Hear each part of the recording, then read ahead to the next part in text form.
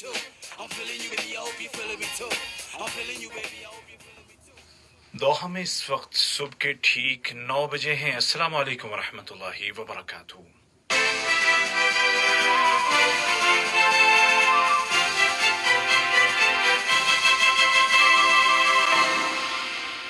ये Urdu radio Qatar है। आप उबैद ताहिर से आज का पहला नशरिया समात कीजिए। इब्तिदा में पेश खिदमत हैं इस वक्त की अहम सुर्खियां।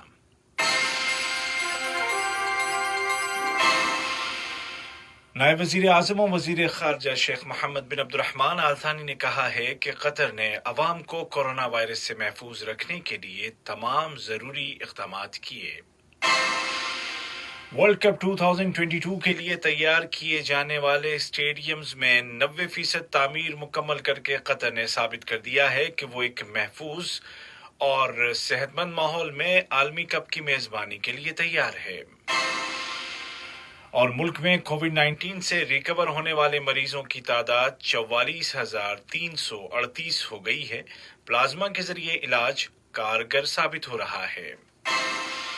और अब पेश खिदमत है आज का पहला मुफस्सल नशरिया।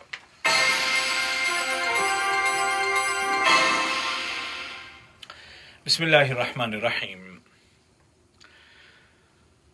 नायब वज़ीर आज़म और वज़ीर ख़ारजा शेख मोहम्मद बिन अब्दुर्रहमान आल थानी ने कहा है कि कतर ने अवाम को कोरोना वायरस से महफूज रखने के लिए तमाम ज़रूरी इक़दामात किए।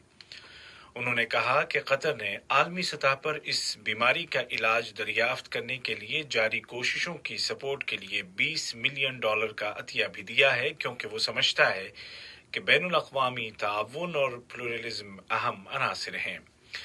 बरतानिया के चैनल स्काई न्यूज़ के साथ बातचीत करते हुए नायब वज़ीर आज़म ने कहा कि कतर एक महफूज और सेहतमंद माहौल में वर्ल्ड कप फुटबॉल 2022 की मेज़बानी के लिए बिल्कुल तैयार है। वाज़ेह है कि हाल में कतर ने वर्ल्ड कप 2022 के लिए तामीर किए जाने वाले नए स्टेडियम्स में से तीसरे स्टेडियम की तकमील का ऐलान किया है। एजुकेशन सिटी स्टेडियम का बाकायदा इफ्तिताह 15 जून को एक तकरीब के जरिए किया जाएगा, जिसमें कोविड-19 से मुकाबला करने वाले फ्रंट लाइनर्स को खराज तहसीन या ट्रिब्यूट पेश किया जाएगा। कतर इससे कबल 2017 में खलीफा इंटरनेशनल स्टेडियम और मई 2019 में अल जुनूब स्टेडियम का इफ्तिताह कर चुका है, जबकि अलबैत स्टेडियम अल खौर और अल रैयान स्टेडियम का इफ्तिताह भी आइंदा चंद माह के दौरान मुतवक्के है, जबकि असुमामा स्टेडियम, रास अबू अबूद स्टेडियम और इफ्तिताही और इख्तितामी तकरीब की मेज़बानी करने वाले लूसेल स्टेडियम में तामीराती काम जोर और शोर के साथ तयशुदा वक्त के मुताबिक आगे बढ़ रहा है। नायब वज़ीर आज़म ने कहा कि ये एक यादगार और शानदार वर्ल्ड कप होगा। वज़ारत सेहत ने ऐलान किया है कि मुल्क में कोविड-19 के मजीद 1,811 मरीज सेहतयाब हो गए हैं और रिकवर होने वालों की कुल तादाद 44,338 हो गई है, जबकि कल 1,595 नए केस भी रजिस्टर किए गए। वज़ारती बयान में बताया गया कि 3 मरीज जिंदगी की जंग हार गए। कोविड-19 को शिकस्त देकर सेहतयाब होने वाले मरीजों की तादाद में तेजी के साथ इजाफे से साफ जाहिर है कि मुल्क में हिफ्ज़ान सेहत या हेल्थ केयर का शानदार निज़ाम है। मुतादी अमराज या कम्युनिकेबल डिसीज़ सेंटर में मेडिकल डायरेक्टर डॉक्टर मुना अल मुसलमानी ने कतर टीवी के साथ बातचीत करते हुए कहा कि शदीद मर्ज वाले अफराद के इलाज में प्लाज्मा भी इस्तेमाल किया जा रहा है और अब तक 170 से ज़ायद मरीजों को प्लाज्मा दिया गया है और उनमें से आधी तादाद की सेहत में वाज़ेह बेहतरी आई और वो सेहतयाब हो गए। रिकवर होने वाले मरीजों की तादाद में इजाफा वायरस को कंट्रोल करने के हवाले से एक पॉजिटिव इशारा दे रहा है। आलमी सतह पर कोरोना वायरस के नतीजे में मरने वालों की तादाद 4 लाख से ज्यादा हो गई है, जबकि अब तक 70 लाख से ज्यादा अफराद इसका शिकार हो चुके हैं, जिनमें से तकरीबन 35 लाख रिकवर हो गए हैं। ताज़ा आदाद शुमार के मुताबिक सबसे ज्यादा हलाकतें अमरीका में हुई, जो आलमी सतह पर होने वाली अमवात का 1/4 हैं, लेकिन جنوبی امریکہ کے ملکوں میں حالیہ دنوں میں مرنے والوں کی تعداد تیزی کے ساتھ بڑھتی جا رہی ہے، بالخصوص برازیل میں مریضوں کی تعداد اور اموات دونوں میں بے پناہ اضافہ ہوا ہے۔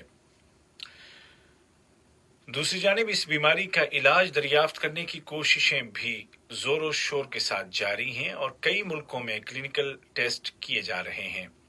جاپان نے ویکسین کی تیاری کے لیے ایک نئے منصوبے کا اعلان کیا ہے جس میں پہلے سے کم وقت لگے گا۔ ویکسین کی تیاری اور بیماری کے مقابلے کے لیے G20 میں شامل ملکوں نے $21 ارب خرچ کرنے کا عہد کیا ہے۔ امریکہ کی مختلف ریاستوں میں نسلی امتیاز کے خلاف لگاتار دوسرے ہفتے بھی مظاہرے ہو رہے ہیں۔ دارالحکومت واشنگٹن سمیت ملک کے دیگر شہروں کے علاوہ یورپ میں بھی لوگ سڑکوں پر ہیں۔ یہ مظاہرے جارج فلائیڈ نامی سیاہ فام امریکی کے پولیس کے ہاتھوں قتل کے بعد پھوٹ پڑے تھے۔ امریکی صدر ڈونلڈ ٹرمپ نے دارالحکومت واشنگٹن میں 10,000 فوجیوں کو تعینات کرنے کا حکم دیا تھا، لیکن وزیر دفاع اور چیف آف جوائنٹ اسٹاف نے صدر کی درخواست کو یہ کہہ کر رد کر دیا کہ یہ ملکی قانون کی خلاف ورزی ہے۔ امریکی صدر نے حکم نامہ یہ کہہ کر واپس لے لیا کہ اب صورتحال انڈر کنٹرول ہے۔ بظاہر لگ رہا ہے کہ وائٹ ہاؤس اور فوج کے درمیان حالات نارمل نہیں ہیں۔ ادھر امریکہ کے متعدد سابق وزرائے دفاع اور درجنوں سابق فوجی اہلکاروں نے ایک مشترکہ پیغام میں صدر ٹرمپ پر الزام لگایا ہے کہ انہوں نے مظاہرین کے مقابلے کے لیے فوجیوں کو سڑک پر اتارنے کا سوچ کر اپنے عہدے کے حلف اور آئین کے ساتھ غداری کی ہے۔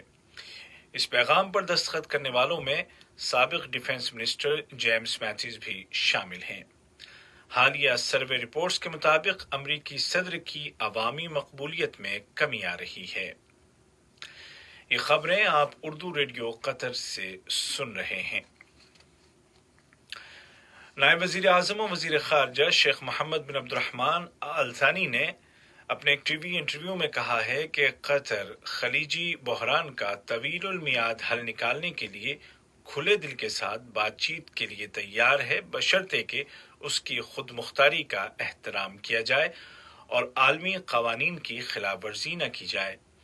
انہوں نے کہا کہ قطر کے محاصرے سے GCC کو نقصان پہنچا ہے اور یہ ادارہ تاحال اپاہج ہے۔ انہوں نے کہا کہ امیر کویت اور امریکہ کی جانب سے ثالثی کی کوششیں جاری ہیں، لیکن فی الحال سعودی عرب اور امارات کی جانب سے قطر ایئر ویز کے لیے فضائیں کھولنے کے سلسلے میں کوئی پیش رفت نہیں ہوئی ہے۔ وزیر خارجہ نے کہا کہ کورونا وائرس کے متعلق ریاض میں خلیجی وزرائے صحت کے اجلاس میں شرکت کے لیے قطر کی وزیر صحت کو اس وقت اجازت دی گئی جب اجلاس ختم ہو چکا تھا، جس سے ظاہر ہوتا ہے کہ بحران کو سنجیدگی سے نہیں لیا جا رہا ہے۔ اور چین میں سائنس اور ٹیکنالوجی کے وزیر مسٹر وانگ شی گونگ نے کہا ہے کہ کووڈ-19 کے علاج کی ویکسین تیار ہو جانے کے بعد چین اس کو مفت میں پوری دنیا کے لیے پیش کر دے گا۔ آج کا پہلا نشریہ ختم ہونے سے قبل اس وقت کی اہم سرخیاں ایک مرتبہ پھر سن لیجیے۔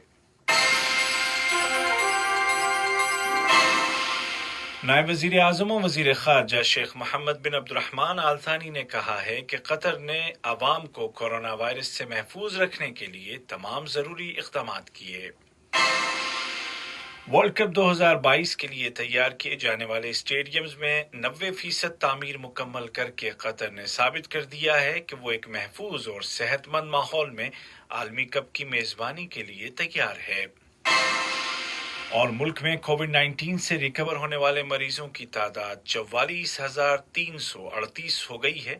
پلازما کے ذریعے علاج کارگر ثابت ہو رہا ہے۔